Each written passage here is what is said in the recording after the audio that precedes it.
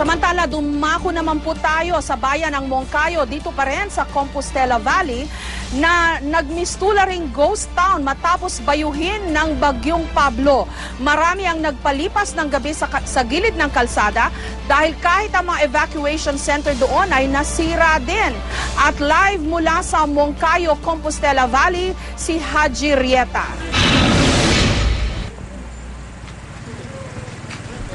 Yes, Jessica, naging maganda naman itong panahon sa maghapon dito sa bayan ng Moncayo, dito sa Compostela Valley. Pero kani-kanina lang ay parang nagbabadya na naman itong masamang panahon dahil nakaramdam tayo ng mga pagkulog at pagkidlat at pabugso-bugso ring mga pag-ambon dito. At ako bago ka nga lang dito, Jessica, talaga masasabi mo na parang ghost town yung itong lugar dahil bukod sa madilim dahil walang kuryente ay marami ring mga bahay dito ang abandonado gaya nga nitong bahay sa aking lugaran, bunsod nga nitong Bagyong Pablo.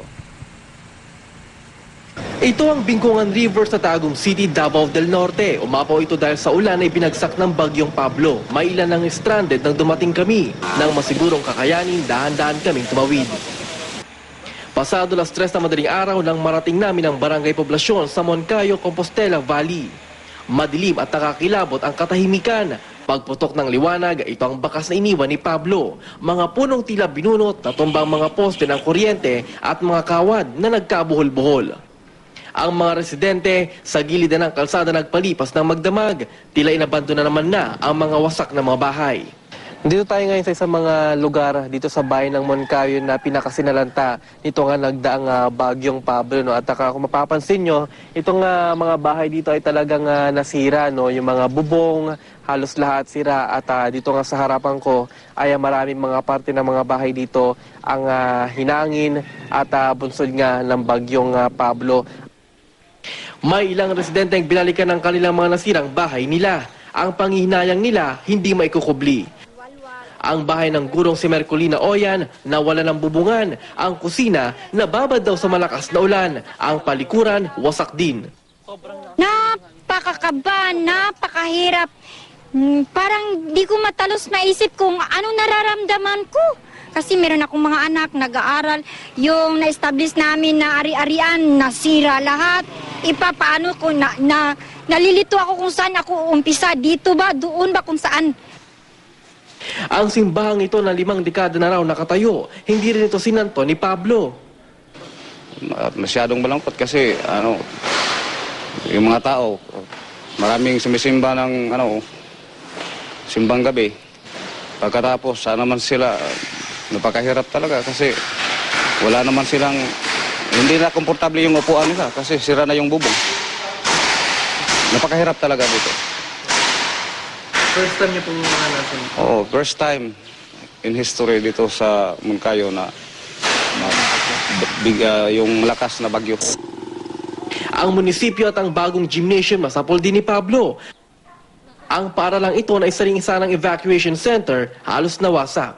Gayunman, nagtitis dito ang hindi bababa sa 20 pamilya na walang matirahan. Yung bahay po namin, nag-iba po lahat, wala na talagang natira. Lahat na nakatira doon, 2 bahay lang ang hindi nasira. Kaya humihingi po sana kami ng tulong sa mga pamahalaan natin na kung sana itulungan nila kami para makauwi kami sa aming bahay para magkaroon ng ulit ng klase. Kasi wala na aming bahay.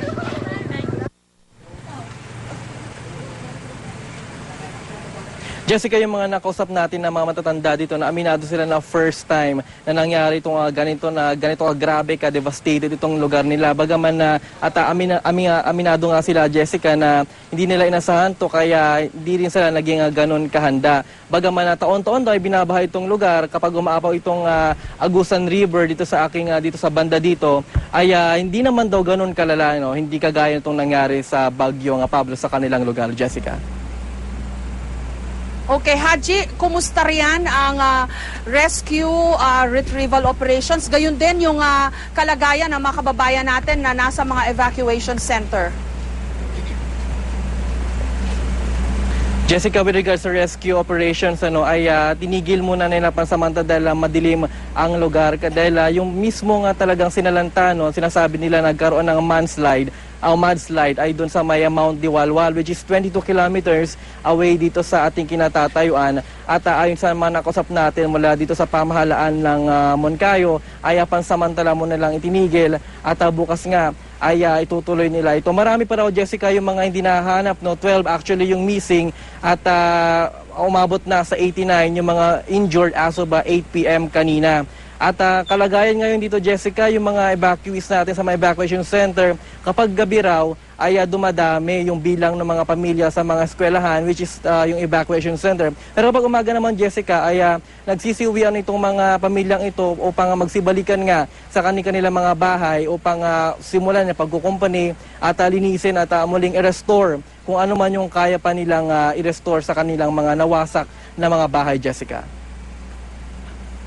Maraming salamat, Haji Rieta.